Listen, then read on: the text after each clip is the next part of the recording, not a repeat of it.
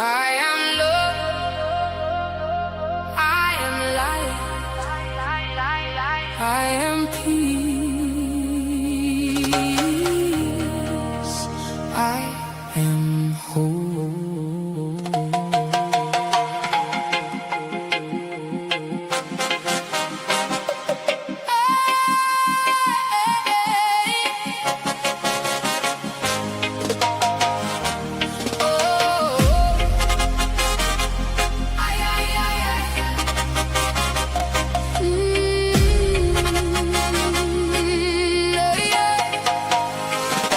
I peel back the layers of who worshipped me, the old conditioning, the past history. I strip away the labels, the weight and the names. I step out to shadows and out of the gates.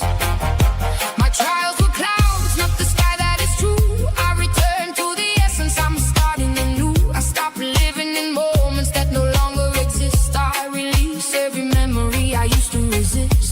The past has no power, the past has no tone. I find the melody I've always sung. I don't waste my breath from the if or the why. I let the old versions fade out and die. I am here in the now where the magic begins.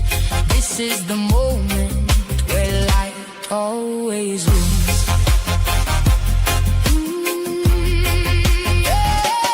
I choose my freedom over their mistakes. I heal the root when my power awakes. I don't hold a grudge, I don't carry the weight. I release the anger, I release the regret. Forgiveness is how I remain so secure. No bitterness lives in the temple I build. I move through the world and I feel so fulfilled. I am love, I am light, the frequency shining through the night. I am the source, I am the flow, the only truth I need to know.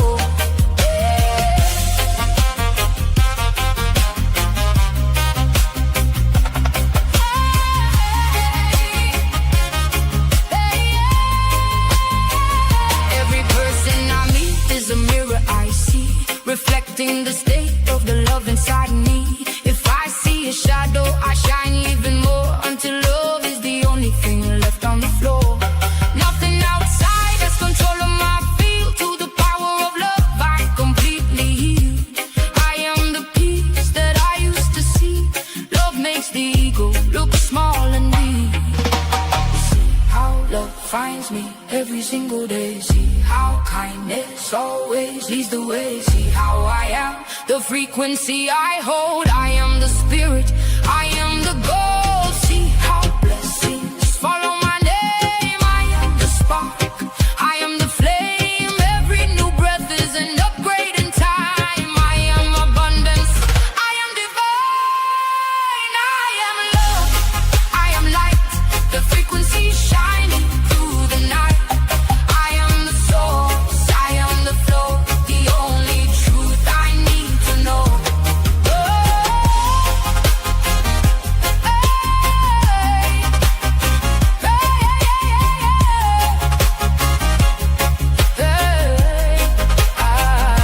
I choose to see beauty, I choose to see grace. I see the divine in every face. Negative energy has no place in my mind. I leave all the heaviness drifting behind. The highest vibration is where I reside, with nothing to prove and nothing to hide. I am the ripple, I am the sea, I am the love that sets everyone free. My heart is an open, eternal door. I don't need to search for signs anymore. I am the answer, I am the way, I am the sun in the middle of day. I am grounded in truth, rooted in peace as I love myself. All struggles cease, I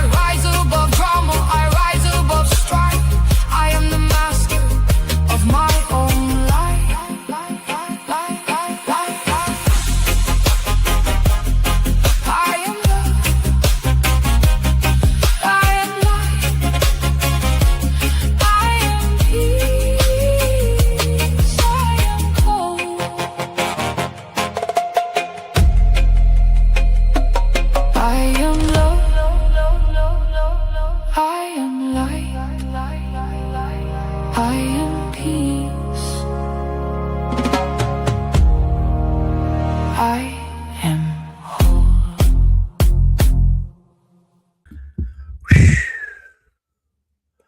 Whew, that's good stuff.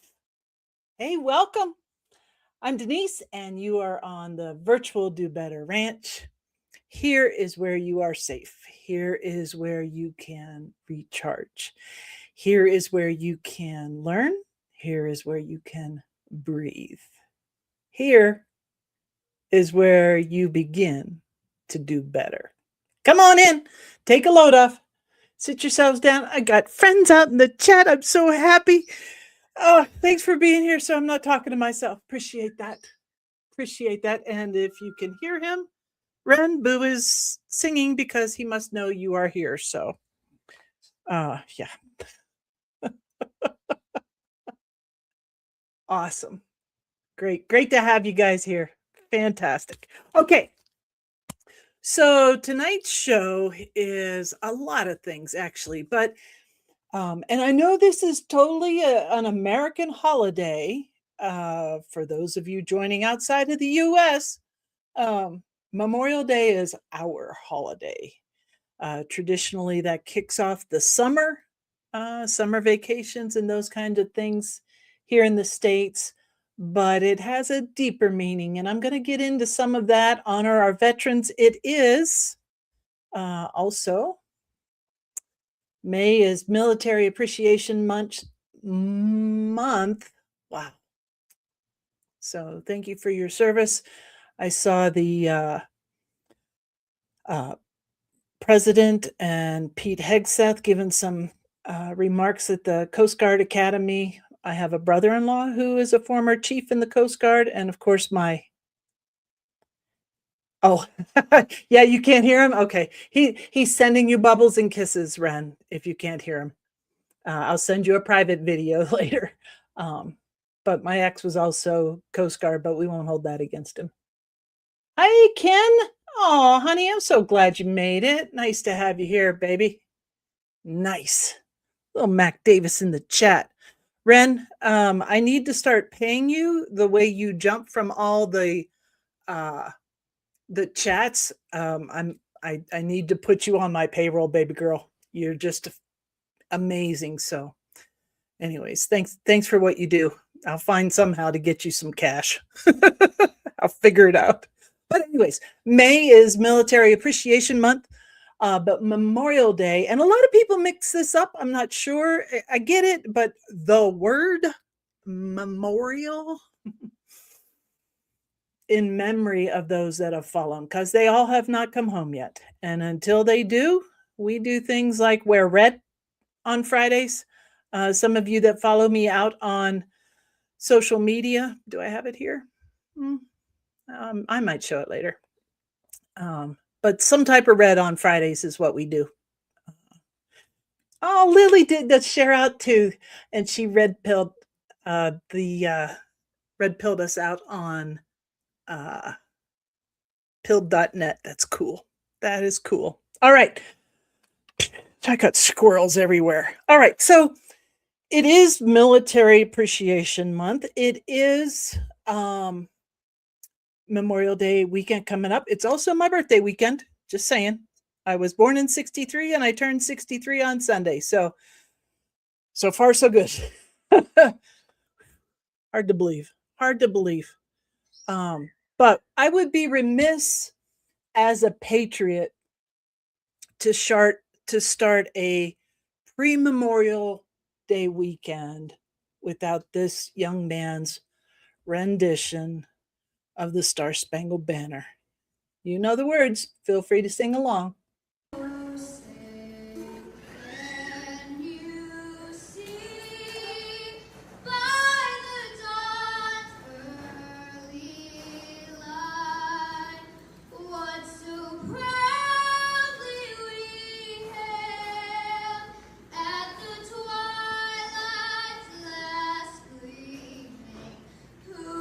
Stripes and bright stars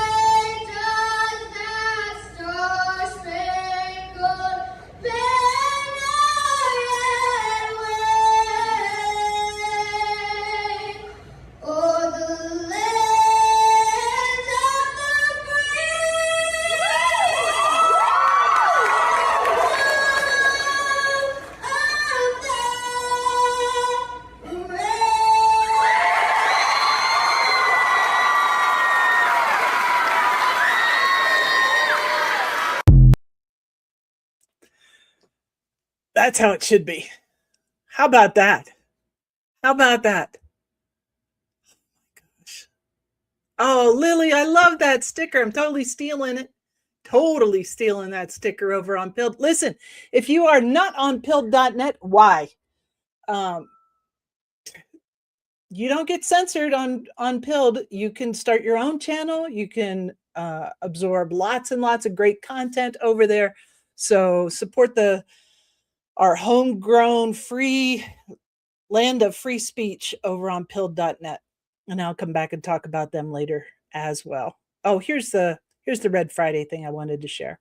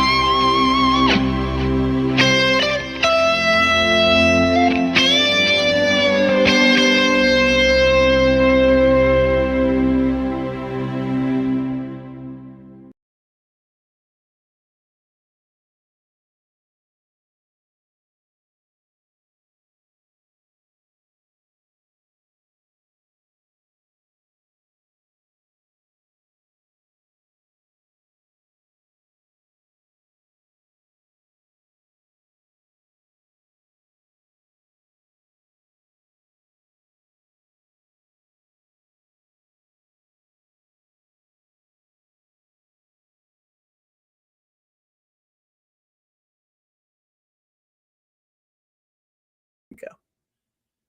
There we go. I was muted. Sorry. Mr. Finch, if you didn't hear me, thank you for being here. I appreciate it. I see you over in the chat on Rumble. Sky Dancer's over there singing happy birthday to me. Thank you very much. Appreciate that. And Ren, I love that sticker with President Trump hugging the flag. Oh, I'm stealing that one too. That's the fun. No, that's the fun part of Pilled. They've got great little stickers. You can make your own, and then you could steal others. It's just fun. It's just a way to communicate, gang, and we need that. That's a way to do better. That is a way to do better. So, anyways, thanks for being here. I'm going to cover Memorial Day and Arlington Cemetery, and I want to talk about libraries and us as librarians and historians and archivists of our own lives. But gang, it's all because of, let me see if I can get the picture up here. Hold on. Let me get this up here. Yeah, that's us tonight. It's because of the kids. Gang, all of the fighting, all the struggles, all the strife, it's for the kids, because the kids are the future. And that's who we do it for. So, got cut off. But that's Spiritual Street Fighter 17. She always does great artwork out there. Oops, let's go the other way. All right, it is Patriot season. Hopefully you've got some red, white, and blue on. Little red, white, and blue never hurt anybody. Doesn't cost you a thing. Yeah. But by the way, if you're new and didn't realize it, I declared that Patriot season in America, at least, is May 1st through November 11th. You're welcome. You're welcome. And that's who we do it for. They did their part. We do our part. Yeah. Now, Memorial Day. Hold on. I had notes. Let me pull that back. Now, this might trip some of you up. And I know she's going to be a little late to tonight's show, so I'm going to try and slip it in here because she doesn't like these. So I'm going to slip this in before Cindy gets here. Listen, little story. Growing up on the farm back in Pennsylvania, our job was to help Grandma. She had a job. Pappy had a project. Whatever it is, we were the labor force. Me and my 3 sisters and anybody else who would stop by. But when we weren't able to work for Granny and make money on the farm, what we did was we worked at a local greenhouse just up over the hill from us.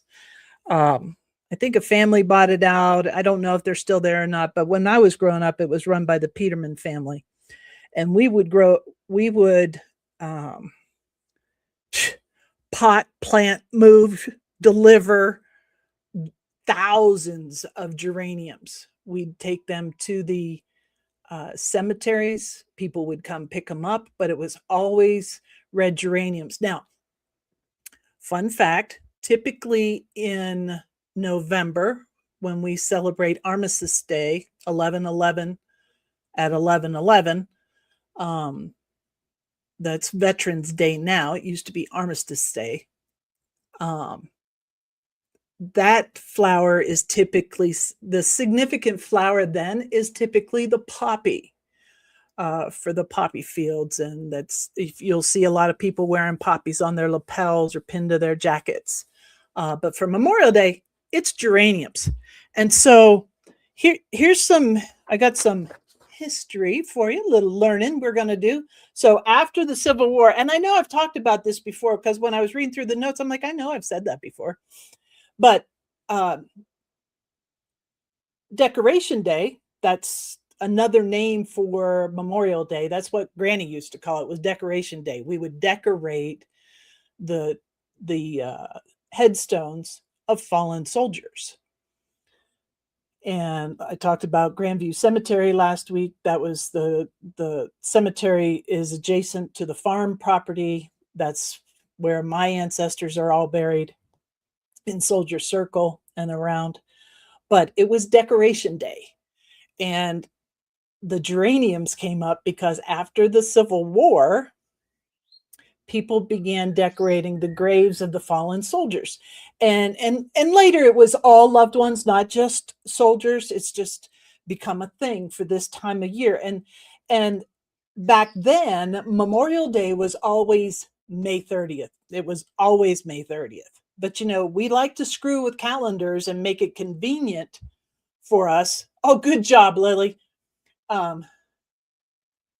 Yeah, Ren, I prefer that. Thank you very much. Ren put a comment over there in the chat on Pilled that says Patriot season is May 1st through April 30th.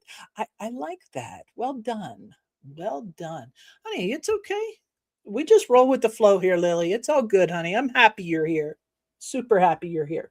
So anyways, it used to be May 30th. That was Decoration Day. That was our current Memorial Day. But now, like so many of our other holidays, it's more convenient calendar-wise, vacation-wise, corporate holiday-wise. And now Memorial Day is the last Monday of May every year. And so, anyways, they grow this time of year. That's why they were popular, especially in the South where the Civil War was happening, right?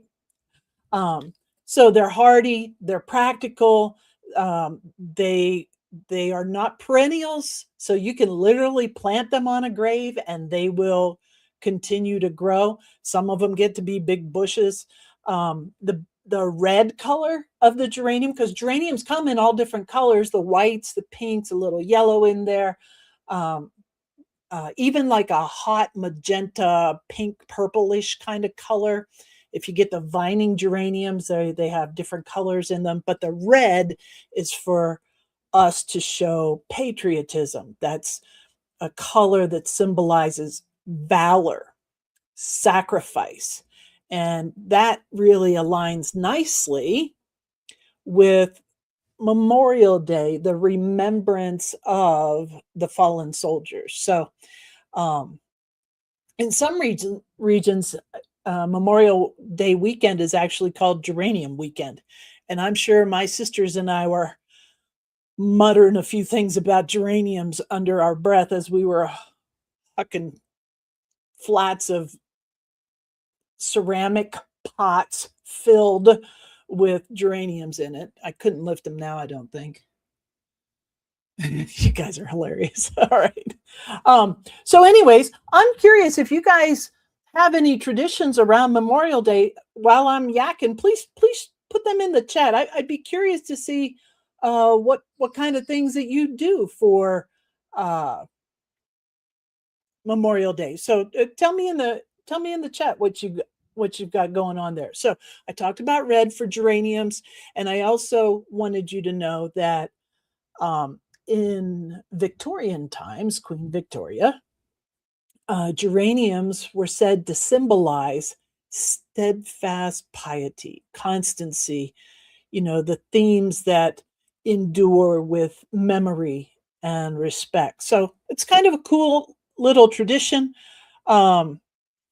Again, geraniums for Memorial Day, but the poppies, like from Flanders Field in Europe, those poppies are for Veterans Day to mark the Veterans Day to mark the armistice.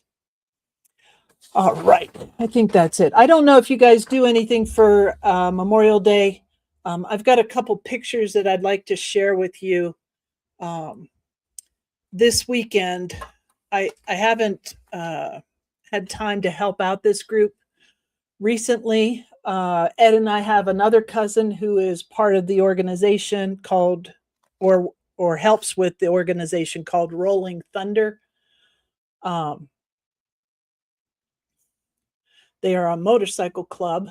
The group that I used to help out with on the administrative side is, hey, Fire and Hate, nice to have you here, Stephen. It's been a minute. Come on in. Hope you and the missus are good. Awesome. But Rolling Thunder this weekend, I have it here somewhere. Hold on. Run for the Wall. They're already there. 2 years ago, they were kind enough to do the Missing Man formation as about 300 motorcycle riders for Run for the Wall. That's rftw.us if you wanted to go check them out. They're a motorcycle club from all over the country. So they roll in and they have a special time that they do events at Arlington Cemetery. And then Rolling Thunder is thousands of motorcyclists in the DC area. There's a big parade on Sunday, Monday. Let me see here. Hold on. I have this written down somewhere. Yeah, here we go. Okay, so Rolling to Remember, which was Rolling Thunder. They have a motorcycle rally in Washington, D.C. It's going to be Sunday at the Pentagon. And what they do is they ride through D.C., through past all the memorials. And there's a bunch of, they'll have like bands and festival kind of things set up.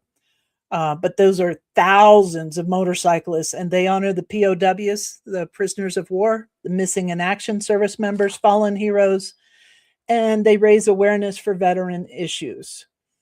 They're going to do a demonstration run that goes across the Arlington Memorial Bridge and around the National Mall. So it's very high profile. The Run for the Wall folks are not as large as Rolling to Remember. But it's impressive. It's impressive. All right, let's see. Again, what you're doing for Memorial Day, let's see if anybody put anything. Don't eat the geraniums, Ken. Yeah. Oh, I did not. Actually, that is a medicine. If you get the non-adulterated type of geraniums, Ren. I just saw your tea about settling tummies. Yeah, that's awesome. Awesome.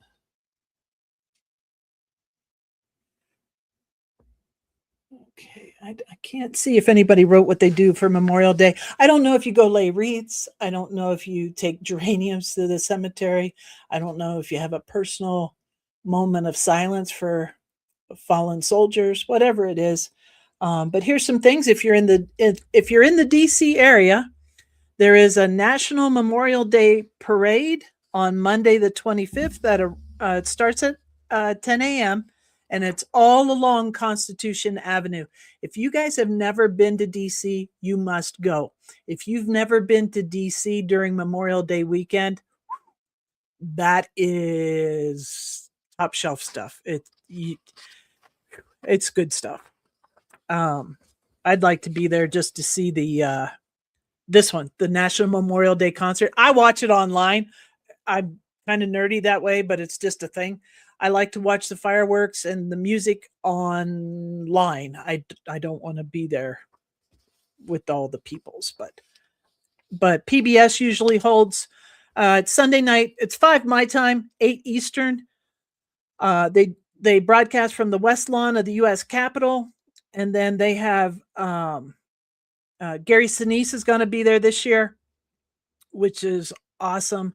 But they do all kinds of tributes and stories to our military and the fallen. So fantastic opportunity for you to show your patriotism if you'd like to this weekend. Get those decorations out. Come on now.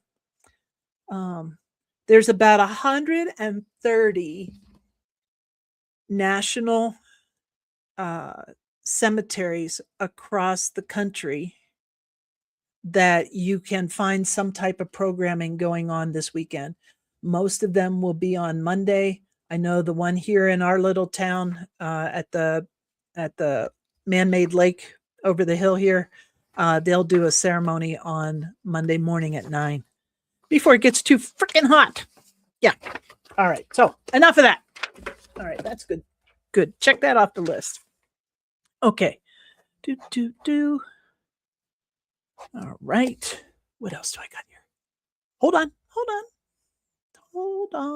Whoops. No, that's not what I want. Oh, I typically do a little shout out to America 250. Things are stepping up big time. I don't know if you saw any of the live broadcasts for, that got cut off too. It's America250.org, not just .o, but .org. The rededication just a couple days ago for DC. Lots of good things happening there. So hopefully you got to see a little bit about that.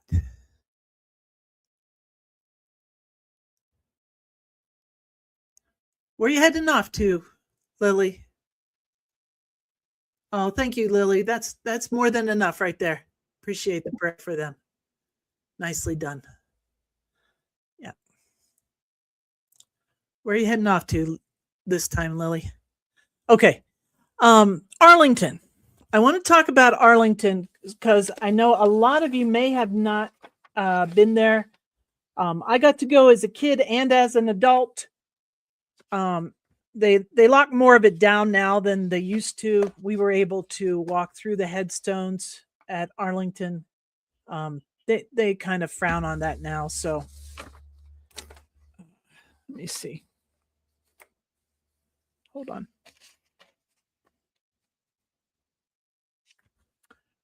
I had notes for this somewhere. Oh, right over here. Put it away like I was done with it. Okay. All right. So I've got 10 little facts about the Arlington Cemetery that you may not have known. A couple of these I had not known before, so I'll share them with you. These are the uncommon ones, lesser known facts about Arlington Cemetery. A Supreme Court ruling in 1882 declared the land seizure illegal. Robert E. Lee's son sold it back to the government for $150,000 to avoid mass exhumation of thousands of graves. Yeah. Let's see. Nearly 4,000 formerly enslaved people from Freedmen's Village, a community established on the grounds, are buried in Section 27. I do remember seeing that, with many of the headstones simply marked civilian or citizen.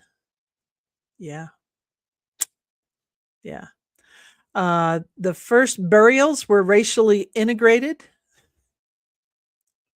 What we do to ourselves. Black and white service members alongside of civilian government employees. These are the uncommonly known facts. If you haven't been there already, there is a Tomb of the Unknown Soldier. You may have seen a video for it. James Parks was an enslaved man who stayed on the estate, dug many of the early graves, and became the first caretaker, and was buried with full military honors in 1929, despite never serving. 3 enemy combatants from World War II, 2 Italian and 1 German POW, are buried there per Geneva Convention requirements. Let's see. First recorded burial on the grounds pre-cemetery was Mary Randolph in 1828. Let's see. First Lady Helen Taft planted the very first cherry blossom trees in the cemetery.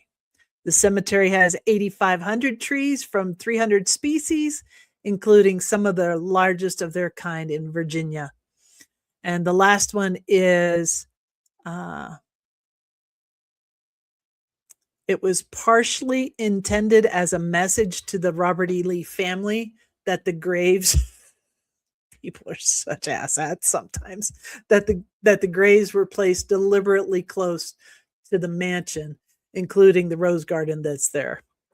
They were hoping to run them out and make it inhabitable. But it is a place of reverence. Even if you don't have somebody there, it will affect you. If you just sit or stand and listen, the quiet will seep into you. And of course, the Tomb of the Unknown Soldier is there as well. It is the final resting place for more than 400,000 veterans, service members, and eligible family members. The Tomb of the Unknown Soldier. This one chokes me up. These guys are special. There is a special dedication for the guys who guard the Tomb of the Unknown Soldier.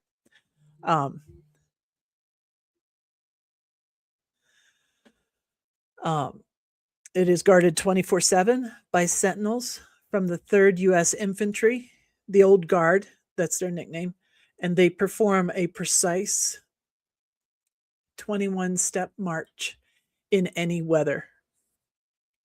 And the last fact, well, I have 2 more. Let me give you this one first. So there are up to 27 to 30 funerals at Arlington each week on the weekdays. And the flags at Arlington all fly at half staff during the week. And then finally, if you know what that is and have stood there,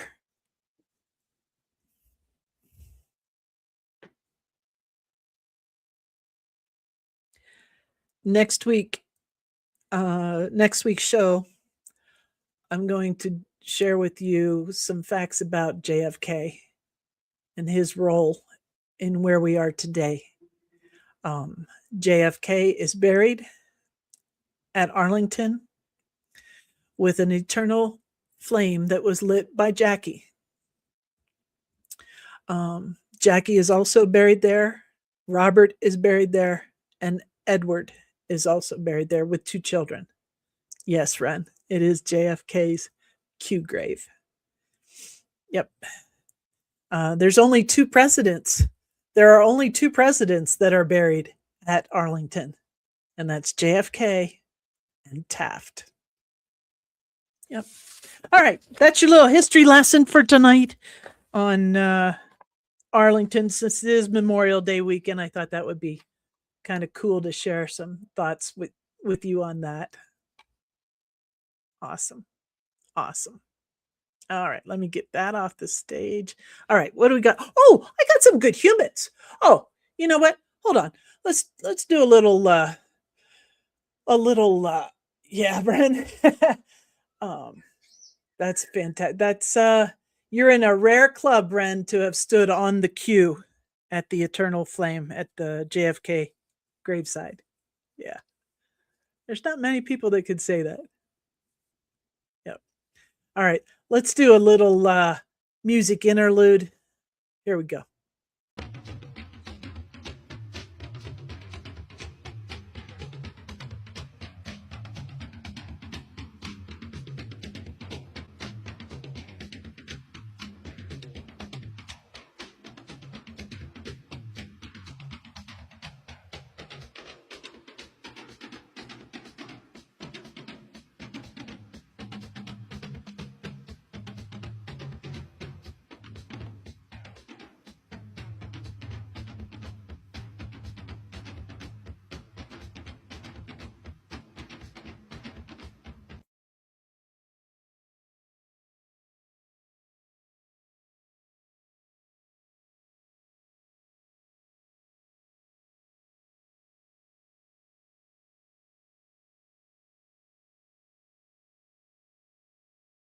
All right. So, had a little chat, fight, whatever you want to call it, with Grok this week. About memory. Gang, if you've read your history, and I know you guys have, you know that one of the things that the incoming powers to be do is they burn the libraries. They get rid of the past by deleting our stories. We are the storytellers. We are the keeper of the knowledge. We are the ones that will pass those stories down to the next generation. If your history is only on a little device, I would implore you to get it printed and put it in a fireproof safe. Waterproof, fireproof safe. If it means something to you to pass that on along to the next generation, somebody's going to want to know. And so I would encourage you to write your stories before it's too late. What did you do in this life? What were the things that you loved? What were the things that happened to you that shaped your thinking? Write your story down, or type it out if it's easier to type it, or voice record it and print it. But you are the storyteller. You are the historian. You are a library of knowledge. You are the memory that gets saved in future lives, in the kids. They're going to tell stories about crazy Aunt Denise someday, and I hope they embellish the shit out of them. I'm okay with that. What happened to Aunt Denise? Well, she packed what fit in her car and moved to Arizona in 85. And yeah, that's just the beginning. But I dug a little bit deeper and I want to talk about libraries. Now, as a kid, I loved libraries. I loved going up to Aunt Mary's, which was my grandma's oldest sister. My grandma was the youngest of 4 kids. Miles. Oh, let's see if I could do this. Miles, Mary, Bill, and Thelma. There, I did it. I could ask my other 11 Coleman cousins. They wouldn't know. I know Ed because he's got a hankering for history. Ed could probably tell you our grandfather's name and our great-grandfather's name. But there's plenty of kids in the family that don't know that history. It's important to know your history. It means something. If you don't see the value in it, how will anybody else? How are you going to get up tomorrow with any sense of purpose if you don't see the value in it? Oh, they don't need to hear my stories. Bullshit. Stop that. Next time you have a family event, Put your voice recorder app on and record voices. I found a recording of my dad, Uncle Lowell, and Uncle Bob that I didn't know I had. But it's digital. If there's an EMP or if we can't access computers, that's gone. Then so be it. But I want to write those stories down. I want to write those stories down because that was my dad telling the story of 62 years ago this weekend when he was driving truck. He was hauling brick for Darlington and he was heading to Ohio and he fell asleep and rear-ended another truck, lost his top teeth, part of his bottom teeth, almost died in the car crash. And my mom was in the hospital with my sister, whose birthday is also Sunday. Sherry turns 62 and I turn 63. And she reminded me again this week that she is my very first birthday present. And I will never live that down. But you've got to remember that you are the library. You are your own historian. You are your own archivist, and life gets busy and you forget. But gang, so much knowledge is lost. Like what Ren was just sharing in the chat over here. She's sharing it in all the chats. Thank you very much, Ren. But she is talking about geranium, using geranium leaves in a tea. Gang, that knowledge gets lost. I know Tammy, Ed's wife, she's got books and books and books of knowledge. I've got old books here with medicine and medical treatments and medical histories that you can't find online. One of my favorite people to follow out on X is Brian Remley, because he just collects warehouses full of information to digitize and build his large learning models. So that knowledge isn't lost. It's fantastic. So anyways, the point I want to make with the library thing is no one can take your history from you. But nobody's going to know it unless you write it down. Life is a short ride. It's shorter than you think it is. So write your stories down. There are apps that will help you do it. There are books you can buy to do it. It takes effort. But I will tell you, when you write your story, it will fill your cup. It will fill you with a sense of purpose. It will fill you with, yeah, I did that. It doesn't have to be big things. It mattered to you and you experienced it and you did it. So it should get noted. Somebody should know that story. I have a hard time because I don't have kids. I don't have kids to leave my junk to. I don't have kids to leave my stories with. And I know a lot of you out there are in the same boat. But there's other kids in the family.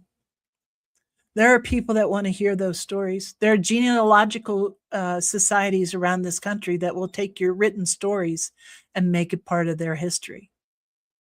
There's plenty of that. But when an invading force comes in, the first thing they do is burn the libraries and take over communication. If you don't have the memory, if you don't have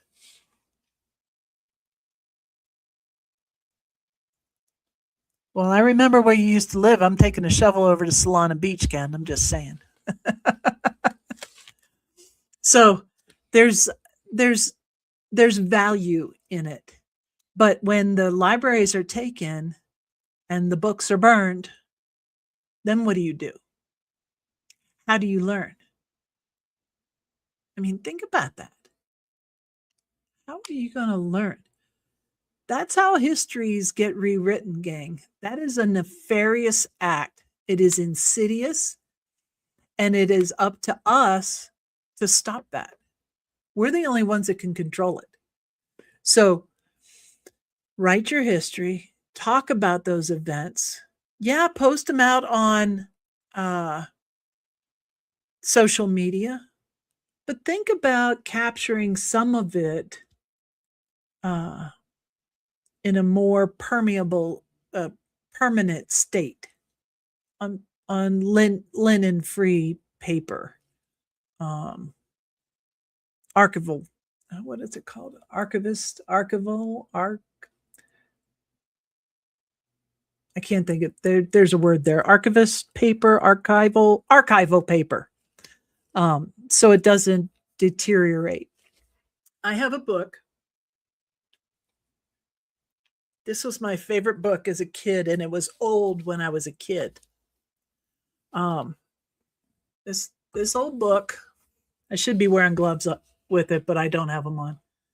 This old book is called Quiz Kids. It was a Trivial Pursuit kind of thing way back when. But it has just tons and tons of questions that I have no idea if anybody could even answer at this point. And so they give you quizzes, like, for instance, now this is a pretty easy one, but let's see this. Here's the question. Which of the following is it that travels at the rate of 186,284 miles per second? A, sound, or B, light? And then it would tell you, go to the red section, which is pinkish now, and on page 14, it would give you the answer. You know, this is old school stuff. I think I did a history test out of this on one of my shows last year. Here we go. Yeah, light. All right. Things that you'll never even remember. What is the next number in the following progression? 1, 3, 9. What comes next? Oh, I'm going to wait. I'm going to let you answer that. 1, 3, 9. What comes next? 1, 3, 9. What's the next number in the sequence?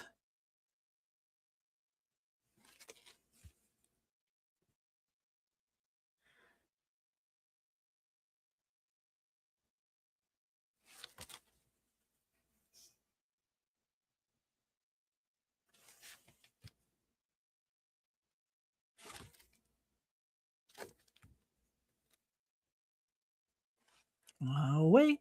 Yeah, nice job, Sky Dancer, Ren. Yeah, look at you guys go. Yeah, but these are, graduates right now wouldn't be able to answer some of these questions. Here's an easy one. What famous American aviatress disappeared near Howland Island? She was the first woman to fly the Atlantic and was awarded the Distinguished Flying Cross by Congress.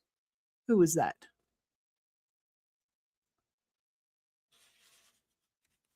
We'll see if those guys know that.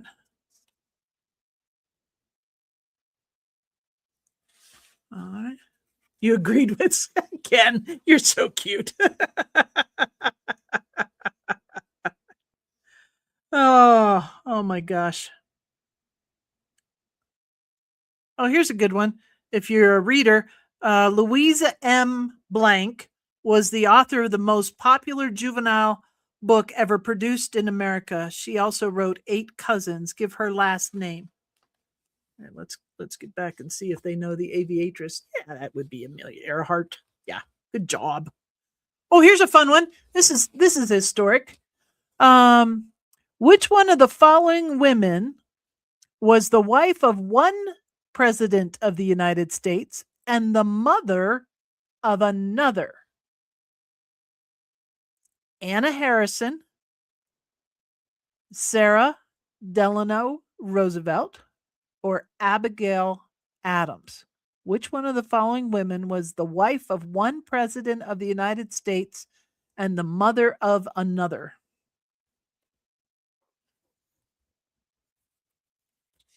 Yeah, Louisa May Alcott. Nice job, Ren.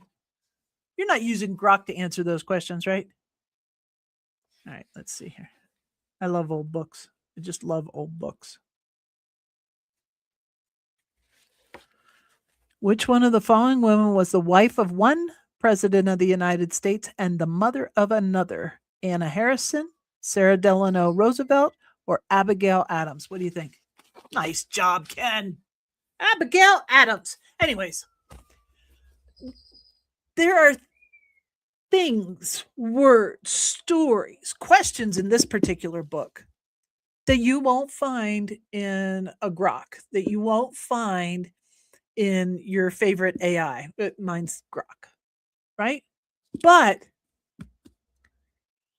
you have a story too. Now, this is where I started fighting with Grok because I disagree with Grok because how many of you are familiar with Masaru Emoto, Dr. Masaru Emoto, Japanese scientist?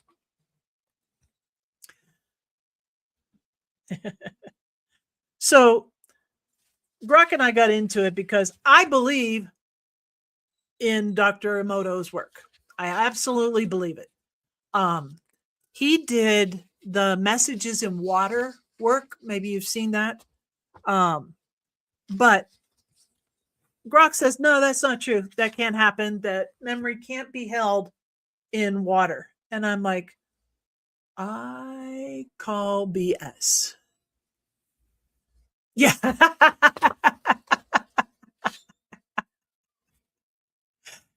Ken, I got to figure, I know, Sandra's done a good job with Foxhole Squares, setting that up through Zoom and OBS. There's got to be a way for me to play Jeopardy in Ren. Yeah, that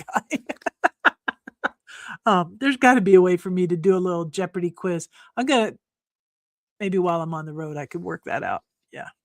Okay. So Grok says, no, water doesn't have any memory. Okay. So my question to you guys is, Dr. Emoto did these experiments, and it's more of a quantum thing than it is a memory thing. But what he would do is take, I don't have any glasses. He would take a vessel of water and he would write like love and gratitude on the outside of that vessel. He would take and write, I hate you, you're ugly, on the outside of other jars. And what he did, he got an electron microscope and he started looking at the water molecules through the electron microscope. And you could see the shape of the molecules would switch based on what words were used near that water. So the love and gratitude ones were beautiful crystalline shapes, and they were, looked like pretty snowflakes kind of thing. But the ones with hate and discontent and ugliness were deformed. All the spirals off the snowflake-like shapes, they would get deformed and turn different colors with those words. So my question is, where does memory actually live? Like, is there a spot? I know they think they know where it stays in your brain, but they have also, at least when I was taking biology 1,000 years ago, they would mark a certain spot of your brain was for memory. Yeah, well, they've had people with accidents that have that part of their brains removed, or surgeries that remove that part of the brain, and they still have memories. Where does memory live? Like, if you live a long time, do you get a bigger hard drive? Do you have a bigger library for all your stuff? Or is that why you can't remember stuff and something's falling out the back of your mind because you can't remember where your card catalog is, if you know the reference? Yeah. Right? Red Boo is singing up a frickin' storm right now. So anyways, but back to Dr. Emoto. Here he is doing, and he did thousands and thousands of tests, and they were replicable across the planet. So there's like I have a Berkey water filter upstairs, and I actually took a big Sharpie and I wrote love and gratitude on my uh, Berkey water stand. Does it work? I don't know. I believe it does. So is that all I need? Right? Will the water that I put in there have the memory or the quantum level essence of love and gratitude when I drink the water from that? I don't know. Maybe. Maybe. I believe in Dr. Emoto's work, so I think there's something to it. But where does the memory live? If I write a book, and I actually have one that I need to write, but it's not very nice, so I think that's why I'm stumbling, because I got a little hate and discontent in my heart for it. The book is called HR, The Making of a Bully. It's still in the draft stage. We'll just put it that way. But if I take my words and I put them in a book, we have Anons who have researched, patriots who have researched and connected massive amounts of information and dots. And it needs written in a book, right? Or it will be twisted and forgotten. This is the library. There's got to be that knowledge transfer to some medium that will store for memorial our thoughts, our research, our experience, right? Because when they come to burn the libraries, what then? Here's an example. I was raised by a dad who knew how to cook. All four of us girls are good cooks. Most of us don't use recipes unless we're trying something new. We just wing it. We just know. We learned it and we practiced it. Now, does the next generation know how to do it? Yeah, they do, because they'll pull out their phone or they'll pull out their iPad and they'll pull up a recipe online or a YouTube video or Pinterest or whatever it is they're going to use. They'll pull up a video and follow along. Whereas me and my sisters will just wing it. Like this week, for instance, I have a friend who's turning 88 on Friday, and he likes lemon, and so do I. And so I just winged it. I totally winged it. I know what works, and I tried it out, and I made I should have put the picture of it up. It has just a regular crust, and I didn't make this one. I usually make my own pie crust, but this one was about to expire, so I used a store-bought one. So it's plain crust, and on the bottom is wild blueberries that I had ordered from Maine, and I made that into a pie filling, just thickened it up a little bit. So that was the bottom layer. The middle layer, I took a block of cream cheese, about half a tub of Cool Whip, some lemon zest, a little sugar, whisked that all up and piped it on top of the blueberries. And then I made a lemon curd, lemon pudding, lemon curd, and I spread that on the top of it and I chilled it. And it was delicious. It was delicious. There's still some in the fridge. If you want some, you're welcome to come over and get a slice. But I did that from memory, from having something similar at a restaurant, from listening, from watching, How about that, Sky Dancer? Yeah. Oh, I love the snow globe thing. That's beautiful. Lovely. Lovely. Again, you're hilarious. Anyways, gang, I have the memory to cook. I've taught plenty of people how to cook, but now what? Now Does it just stop? What if you don't have this device? What if you don't have a recipe book? What if you don't have a recipe card file or folder or whatever it is that you use? Ken's wife, Jennifer, is one of the best cooks you'll ever come across. And she follows a recipe by rote. I mean, she just ticks everything off. And she's a super good cook. But your recipes or your life experiences or your dreams or your thoughts or whatever they may be, think about if you didn't have electronic access to them, what might happen. Now, I'm going to go a little silver hat on you and a little sinister, but there's been a lot of chatter about data centers and the evils of data centers and blah, blah, blah. I have done a little research. I am not ready to jump into it completely, partially because I work for a utility and I see a different side of it. But maybe we're not asking the right questions about the data centers. But with the data centers in mind and talking about libraries and talking about memories,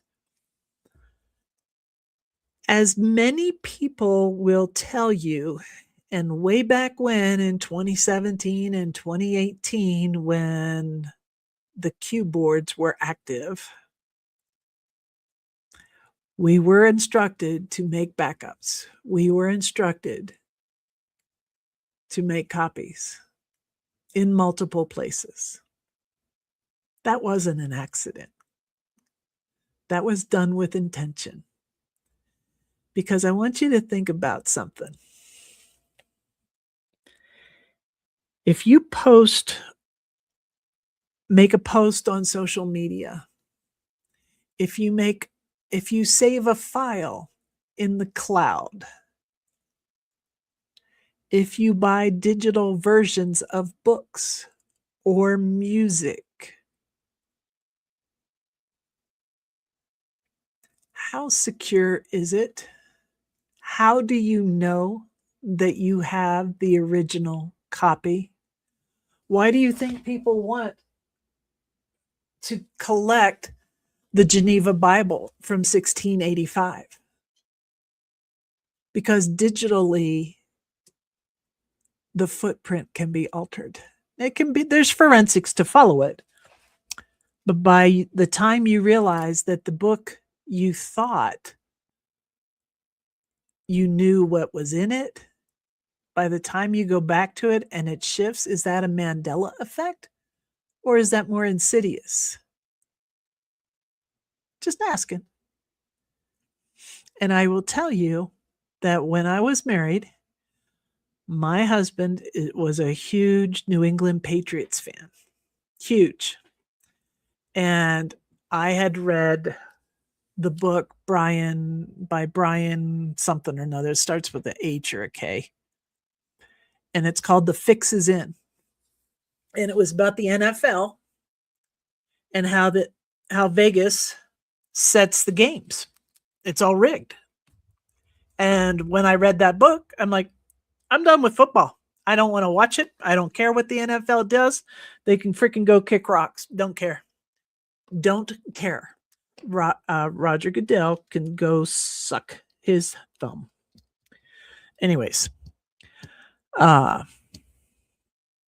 because shortly after I read that book, Paul and his buddy Bobby were sitting here in this room on that sofa, and I was upstairs making them snacks. And they screamed and were flipping out. And I came down and I'm like, what is wrong? Bobby was actually on Facebook, on a Facebook Live group, watching the Patriots game. I forget who they were playing. It doesn't matter. And this was probably 2010, 9, 10, somewhere in there. Anyways, it was like their second season where they were headed for their second ring. Bobby had posted something on this Facebook Live, and the words changed while he was watching it. And he's looking at me because at the time I was super nerd. I was everything I did was IT. I was teaching certified ethical hacker classes, network security, doing all the nerdy stuff, databases, all that stuff. He's like, "How does that happen?" I said, "Somebody's watching it live and changing it live." He goes, "They can't do that." I said, "They just freaking did it." I said, "It's all fixed. I don't know what you're getting excited about. It's all fixed." That's a live post that can be edited. You think you posted something and then you go back in the feed. Is that really what you said? Our books, our stories, our music is all susceptible to hacking without the original. I don't know if you guys have thought about that or not. And I do suffer from a little hoardership when it comes to books. I love books. I hate throwing books out. Um, but I like to hold a book in my hand for a reason. Check it sometime. I don't know. Maybe you guys have experienced this, maybe not. The song that you heard on the intro from the High Vibration Shift, I follow them out on TikTok, and they actually had somebody steal their song on TikTok and present it as their own live. And I caught the live and I'm like, this is from the High Vibration Shift. And I put the comment in, and the creator of the song caught it. Things happen fast, gang. And where's all that data being stored? It's more than just the Beehive. Where are our digital books? Where's our music? Is the music, if it was mastered at 432, was it remastered at 440 to cause discordance? Maybe. You got to think about these things. But to me, I can only control so much, which is why I wanted you to think about your own library, you being a library of information, you being a library of stories and experiences and people and places and things and events in your life, all the nouns, right? Write your stories down. I have a friend who I met online, and I don't know if he's watching or not, but if he is, I would volunteer to record and capture this man's stories. He is a Vietnam vet. He served 4 tours, combat tours. If his stories aren't captured already, I would find it a service to humanity to capture those stories. But that's me. I've got a historian kind of brain. I've done our family history. I like historic stories. But somebody needs to write them down, or who's going to tell them in the next generation, right? You matter. Your stories matter. They may not seem like anything to you, and say, "Oh, that was so long ago. Nobody cares about that." Yeah, they do. You rebuilt that car when? You used what engine? What? Come on, tell the story. We've got to tell stories. Stories are how we connect as humans. Last summer, I don't know if Lily's still here. Is Lily's still here, maybe? Last summer, after Magapalooza in June in Georgia, Ren and Lily went on an American adventure. That needs to be captured somewhere as part of our timeline, as part of this thing that we're going through right now. We need to capture that. It needs captured. Yeah. All right. Let me see.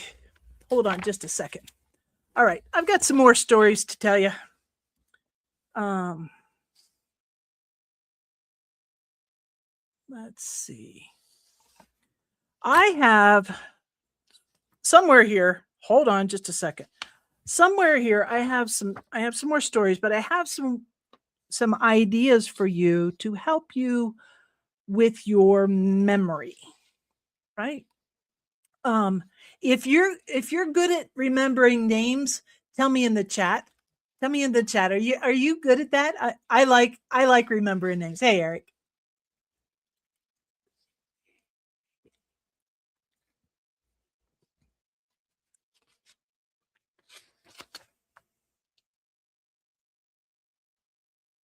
Who's good at remembering names? Who's good or not good? Tell me either way.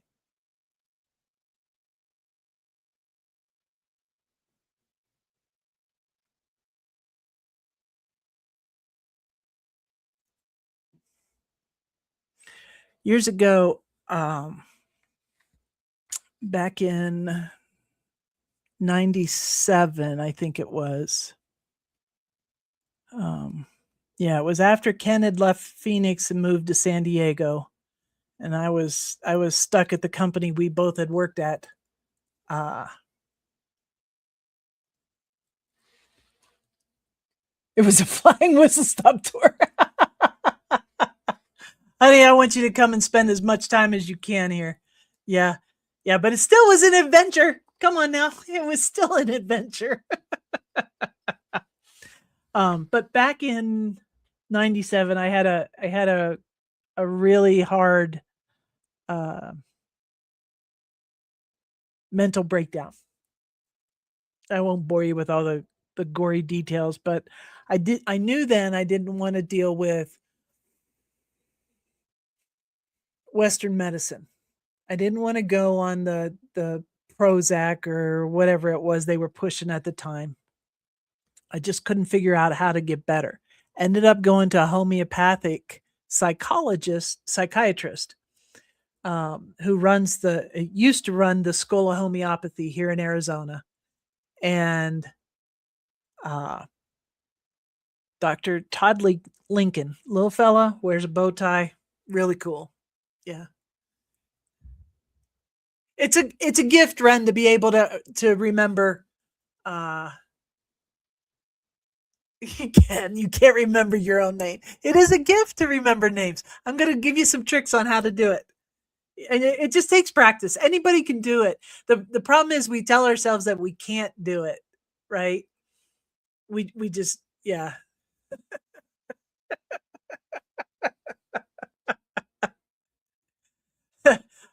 Ren, I just sent that same meme to my sister today when she told me I was her best birthday gift.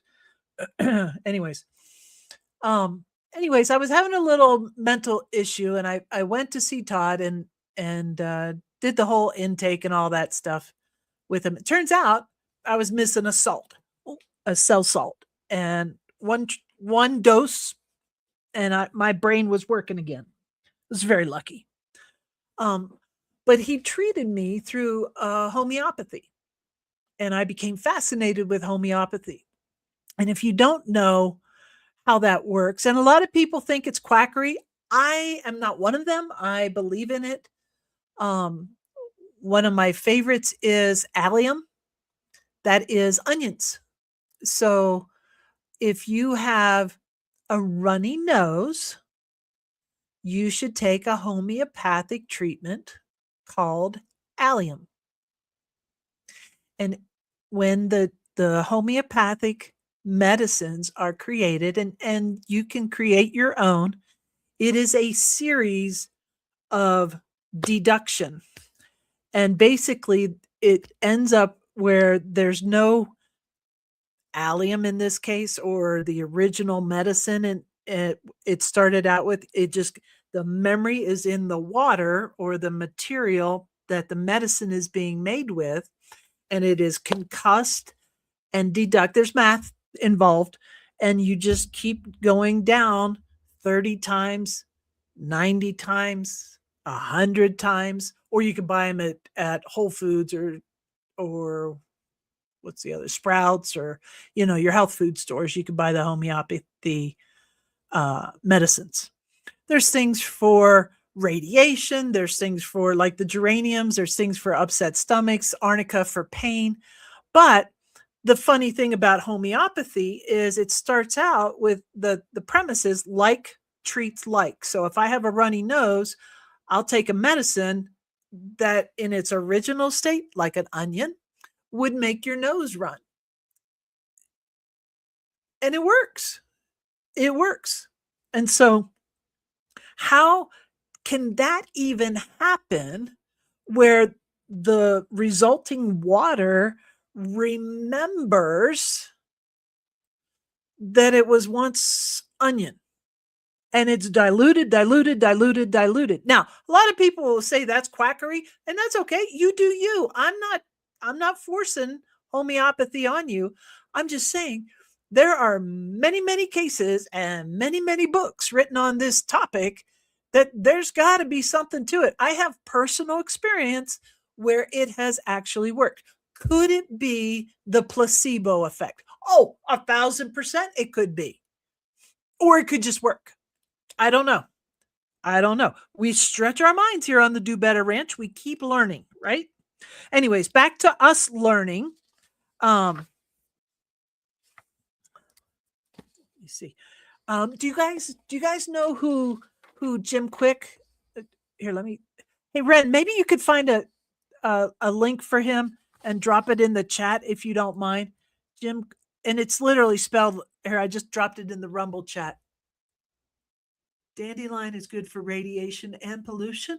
Oh, interesting. It's good for so many things. Everybody should be drinking dandelion root tea every day. Yeah. Jim Kwik. You guys can do a search for him out there. This guy's fantastic. He had not just one, but two brain injuries. And he recovered from both of them.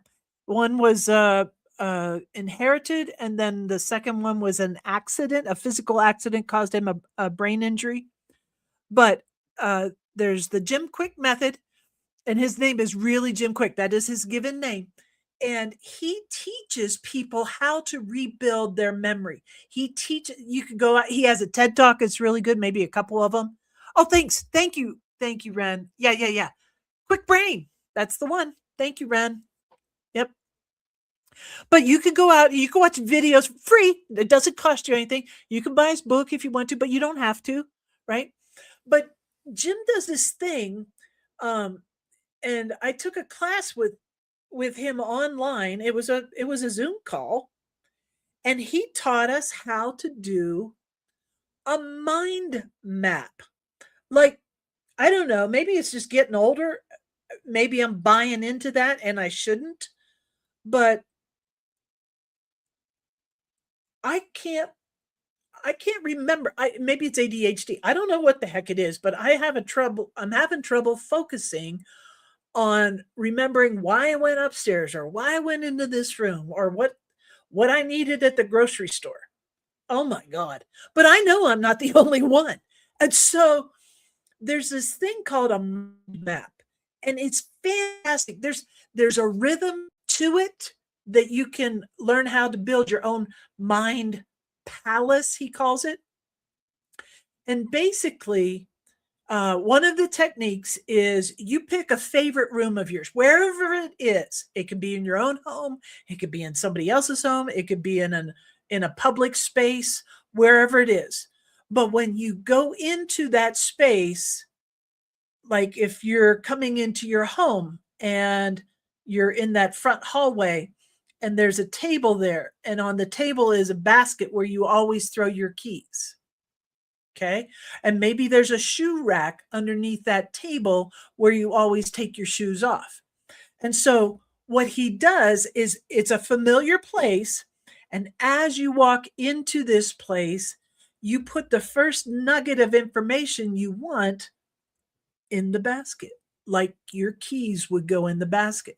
And the rhythm of you dropping your keys in a familiar place helps lock that memory in.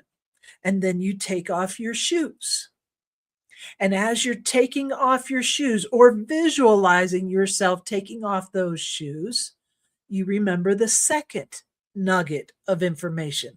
And when you turn over to the opposite side of the wall, and let's say there's a coat rack there, and you take off your hat or your scarf or your coat or your hoodie or whatever it is, and you hang it up, that's where you put the third nugget of information. Maybe you're studying for a test. But as you go through the room and you put 3 things away, and then you come back out of the room, and then you go and exercise your memory. What was in the basket for the keys? What's with my shoes? Where is my hoodie? Right? And so you practice this, and that's you building your own mind palace. And it's fascinating. It takes a little effort to try, but if you really want to improve your memory, if you want to be a better library, a better memorial of the things that you find value in, these are great techniques. The other thing he does is he does it on your body, because you always have that with you. You're familiar with your body. And so let's say you have a grocery list with 10 things that you want to get at the store, and you write out your list of 10 things. And what you do is you start at your head. All right, I need broccoli. All right. And you put the broccoli on your head. Like, I need a head of broccoli or a head of cabbage. Right. And then, so you start there, and then you work your way around, and you make an association with everything on your list. Like, I need to remember carrots. And so maybe I'll just physically touch the side of my eyes and remember, okay, carrots. So I got broccoli and I got carrots. All right. I need chips. So maybe I'll use my mouth to remember that I need to get a bag of tortilla chips. Right. And so as you're building your list, you're making an association, and you are building your memory. I don't do Jim Kwik justice, but I will tell you the technique works. It's absolutely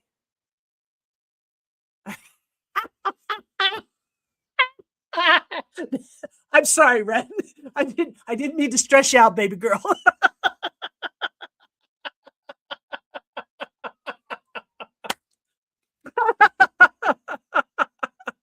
That's hilarious. But listen, gang, we can do better, right? That's what we do here. We can do better. Maybe his method, Jim Kwik's method, and he has a ton of them. He's got tons of books on it. But he tried and tested them on himself, and he rebuilt his memory twice. Twice. Yeah, absolutely. You guys are hilarious. Okay. Let's see.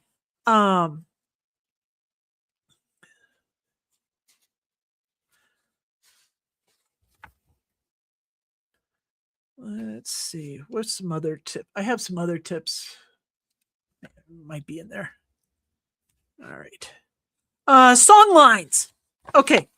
So I know we've all memorized songs incorrectly because the lyrics were really hard to. That doesn't sound like that. And we've all done it.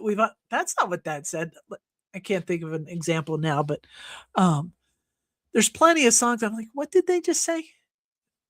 But there's a rhythm in song lines, and sometimes your songs can help you remember just the wave, the sound wave, and the familiar melody of a song will help you memorize things. And I have a story for you on that. Let me see if I can find it. Hold on. Oh, I don't know if I can do that story today. Maybe I didn't print this one out. There's a story. Gosh, I can't think of this. So there was a POW and in Vietnam, and he was held by the North Vietnamese, and they didn't think he was very smart. And so where he was imprisoned, they had 250 POWs. And so what he did, since he was under their radar, they never gave him a second look. and he would clean the prison barracks wherever they were, and he'd sweep and he'd mop. And what this guy did by using kids songs, melodies from kids songs, Yankee Doodle Dandy, songs like that we learned as kids, he memorized the names of 250 POWs. And when they let this guard out, because he was a nobody, not very smart, they thought he was stupid. And when they let him free, because he was not a high valued POW, he let his rescuers know 250 names of POWs, or we would not know where to find them. They would have been MIA for forever, like too many still are. I think it's right around 700 or so that are still missing in action. Yeah. How about that? It's important. Remember names. Yeah. So you could do it through a song. Let's see what else.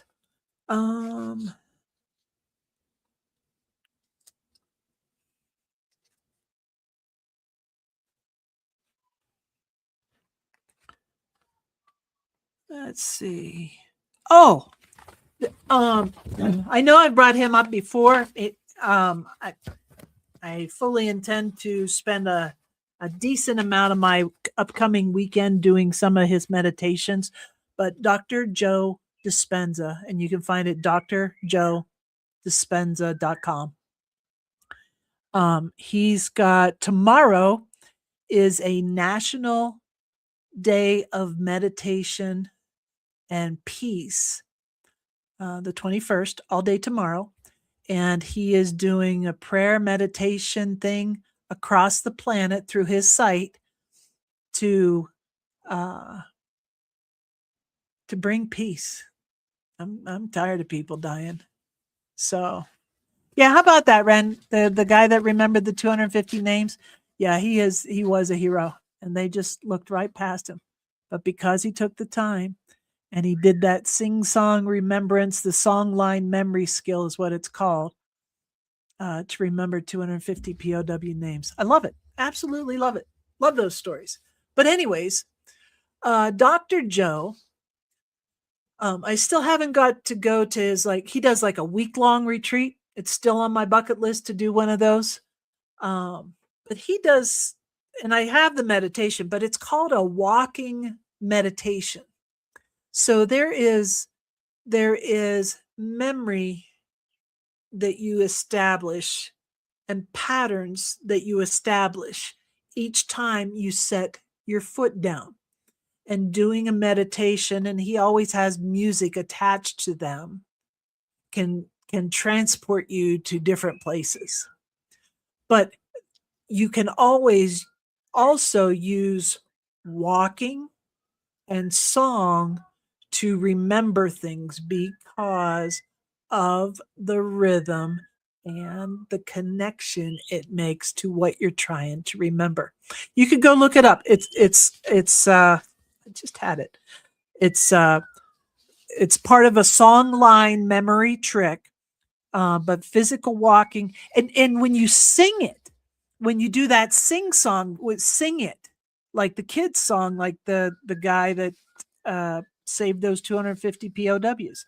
What it does is it will create, just like when you remember lyrics. We can remember lyrics to songs as soon as we hear the music start. But ask me what the lyrics are without the music, and I can't remember it. So perhaps that's a way for you to remember names. And so find a song that you like, find a song that you know the melody to. Oh, you can hear him now? Shoot. He's really going at it right now because the sun's down and he can hear me talking. Oh yeah, he's on a freaking roll. Anyways, so perhaps that would work for you. this the song I sing with Boo is You Are My Sunshine. That's our favorite song to sing.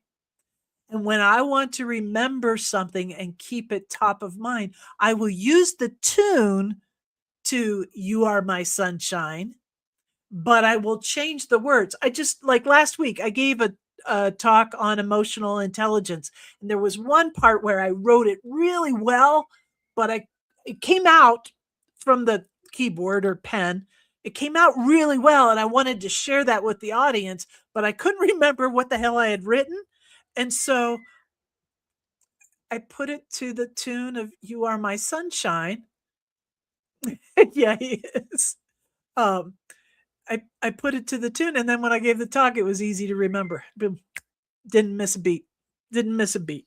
So, all right, that's enough of that. Anyways, I hope that inspires you to think about capturing your stories, capturing your life, because it means something, and it's going to mean something to somebody else. You may not even know who it will impact down the road. Like that guy sweeping the floors in the jails with the POWs, he doesn't know that all of us just benefited from his story. But somebody wrote that story down and retold it. It's important. All right. Speaking of remembering names, let me stand up for this. You know, I'm still working. I had a little catastrophe on Monday. I was trying to get the fellas from Nobody Left Behind. You can go out and check on their website, nobody-left behind, all squished together.com, NLB. Follow those guys out on social media if you can. They're dropping some new merchandise this weekend, I think. Very patriotic, but I don't think I got their post loaded. Yeah, I wasn't that smart. I didn't get that. Darn it. I didn't get it. Anyways, visual aid.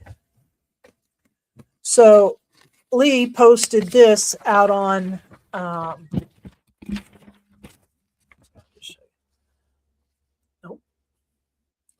Lee posted this out on, it's a flag with the boots and the gun and the helmet.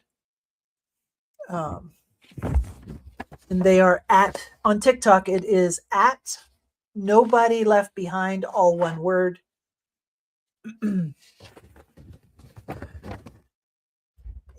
If you're not in the military circles, you may not know this hashtag. There's two of them. Just like we use Where We Go One, We Go All, WW. Yeah, whatever it is. Where we go one, we go all, right? In the military, there's a couple hashtags that get used quite a bit. One is hashtag never forget, and the other is hashtag say their names. Just like when you lose a loved one, saying their name keeps their memory alive. And so our friends at NLB, Nobody Left Behind, they posted this last Friday for Red Friday. Today we honor 6 American service members who gave their lives while supporting Operation Epic Fury. Captain Cody A. Cork, Sergeant First Class Nicole Amore, Sergeant Declan J. Cody, Sergeant First Class Noah Tietjens. I'm sorry if I butchered that, Noah. Major Jeffrey R. O'Brien, and Chief Warrant Officer 3, Robert M. Marzan. 6 families lost a son, daughter, father, mother, brother, or sister. Their sacrifice will never be forgotten. We remember their courage, we honor their service, and we stand behind the promise that no one who serves this country will ever be forgotten. That's our friends over at NLB. I'm still hoping to get those guys on here for an interview. I love what they're doing. So hats off to those guys. I'm going to save that for next time. All right. I think that's where I'm going to stop for tonight. Just a couple quick things before I go. Let me see here. A couple shout outs I want to put up here. Let me get these guys up here. All right. If you're not following Corticon out on X, please do so. He posted that picture this morning. I love how he made the sky look like the flag. Yeah. He's got a little Pepe in the shadows there on the farm. Gotta love that. So give Corticon some love out on X if you're not already.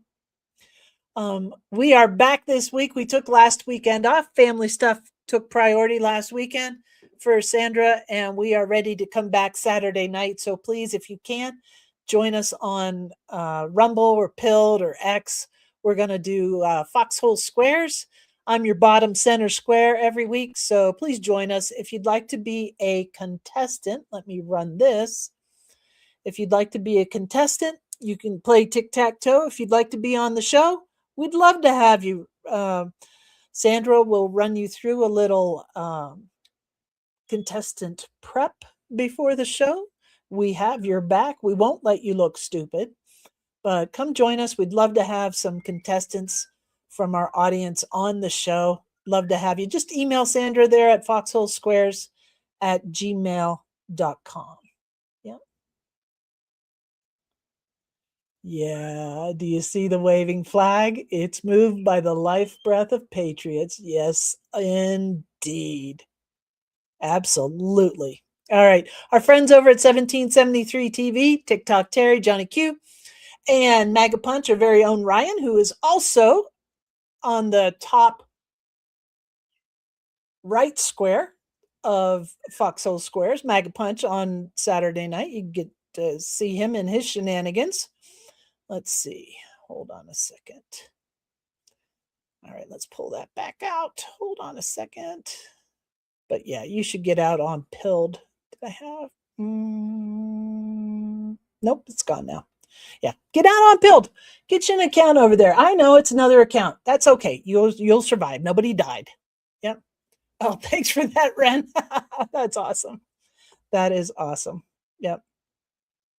Yep. And just like tonight, every Wednesday, you'll find me here at the Virtual Do Better Ranch, Rumble, X, YouTube, Pilled. I start the show at 5:55 my time, 5:55, and do that lovely high vibration shift song. I am the source. It just gets me going. But listen, next week I'm going to do I'm going to take a little topic shift and do some digging with you on John F. Kennedy. There's some folks in the audience that don't know some of the background. So some of you that have been diggers for a while, dot connectors for a while, we're going to need your help in the chat. So do come back next week. President Kennedy, his birthday would have been Friday the 29th. So that's why I want to celebrate it, his upcoming birthday next week. So join us here every week. Where we go one, we go all. I'm really grateful that you were here this week. Thanks so much. Get those stories written. I'll see you next week. Thank you.